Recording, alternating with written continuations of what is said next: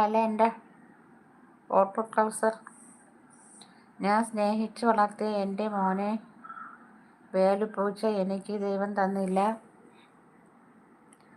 അവനെ കാണാതെയായി 6 മാസമായി.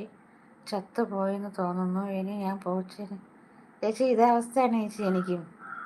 എൻ്റെ പഴയ വീഡിയോകൾ എടുത്തു നോക്കിയാൽ ചേച്ചി കാണാൻ പറ്റും.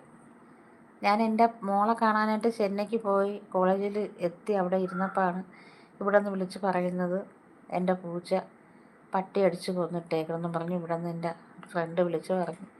അത് മാത്രം എനിക്കറിയാമായിരുന്നു. പിന്നെ അവിടെ നടന്നതൊക്കെ അവിടെ ഇനി വലിയ കോളേജിൽ ചെന്നിട്ട് ആ കോളേജിൽ അവിടെ ഇരുന്ന് ഞാൻ പൊട്ടി വിളിച്ച് കരഞ്ഞത് അവിടെ നിന്ന എല്ലാ ടീച്ചർമാരും സാറന്മാരും എല്ലാം ഭയങ്കര ഒരു ഷോക്കായിപ്പോയി അവർക്ക്. അതിനുശേഷം ഇനി ഞാൻ വളർത്താൻ താമസിക്കൂല ഇവിടെ മക്കളും തന്തയും.